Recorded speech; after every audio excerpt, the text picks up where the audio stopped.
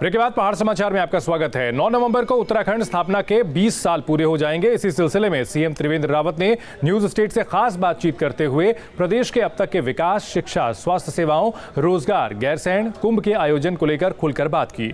आइए news state संवाददाता सुरेंद्र डसीला से की गई सीएम त्रिवेंद्र सिंह की ये बेबाक एक्सक्लूसिव बातचीत आपको सुनवाते हैं।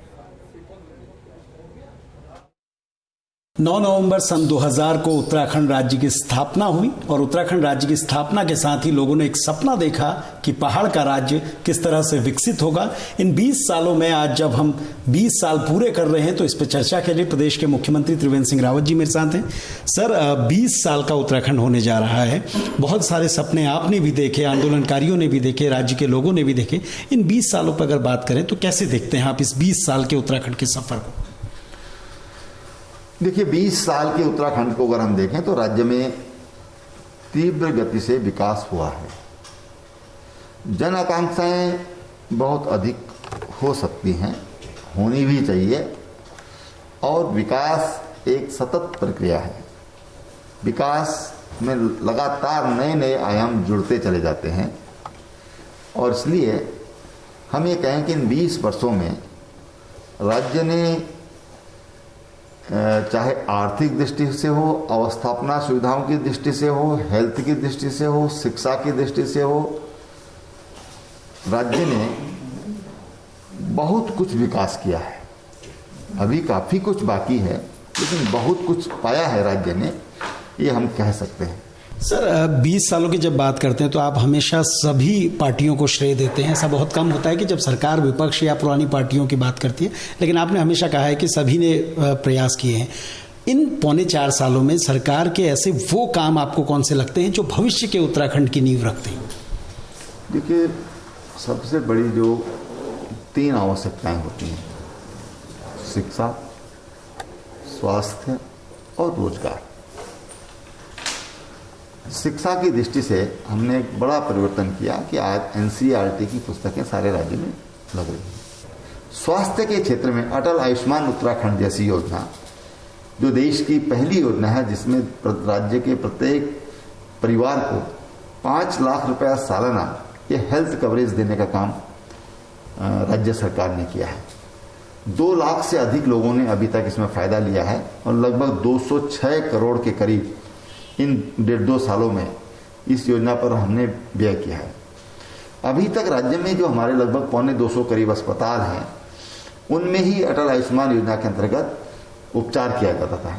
आज नेशनल पोर्टेबिलिटी ले ली गई है और 22,000 से अधिक अस्पताल देश के, जहां पर तमाम मरीजों का इलाज किया जा सकता है, यानी कि बिना पैसे के भी आप इन 22,000 अस्पतालों में अपना इलाज करा सकते हैं। तो शिक्षा का क्षेत्र, स्वास्थ्य का क्षेत्र, रोजगार का क्षेत्र। रोजगार की दिशा में हमने तमाम योजनाएं चलाई हैं। सोलर फार्मिंग योजना हमने चलाई। पहाड़ के खेत वीरान पड़े थे तो हमने इसमें सोलर फार्मिंग की योजना शुरू कराई। हमने जो गांव हैं उनमें रूरल ग्रोथ सेंटर 107 के करीब हमारे स्वीकृत हैं, जिनमें से मैं सोचता हूँ 35-40 पर काम प्रारंभ हो गया है, जहाँ पर उत्पादन शुरू हो गया है। इसी तरह से हमने मुख्यमंत्री सोलर स्वरोजगार योजना, वो हम राज्य के लिए लाया कि 25 किलोवाट तक की यूनिट कोई भी अपने गांव में लगा सकता है। हमने हमारी जो जिला योजना है उसमें 40% बजट ये हमने केवल और केवल स्वरोजगार के लिए प्रावधानित किया है। एमएसएमई के अंतर्गत हमारे लगभग 3,000 यूनिट हमने स्वीकृत की हैं और 25% तक इन योजनाओं में सब्सिडी भी है। कोई भी सरकार अपने बोल्ड डिसीजन के लिए कई सालों तक जानी जाती है और या ये कहें भविष्य में भी जानी जाती है। 2 ऐसे डिसीजन हैं जो हमें लगता है कि बहुत महत्वपूर्ण थे और आपने बड़े कड़ाई से लिए। एक तो देवस्थानम एक्ट और दूसरा गैरसैंण को ग्रीष्मकालीन राजधानी। कितने महत्वपूर्ण थे?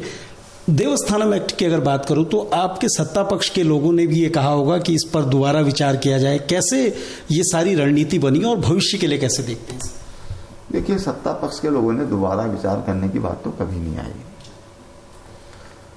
और जब हमने निर्णय लिया था तो हमने काफी परामर्श के बाद विधिवेताओं के साथ, और जो धार्मिक मामलों से जुड़े हुए तमाम ऑर्गेनाइजेशन हैं उनसे बात करके जो हमारे पंडा पुरोहित समाज है उनके भी कुछ भ्रम थे उनको दूर करने के बाद देवस्थानम एक्ट हम लाए।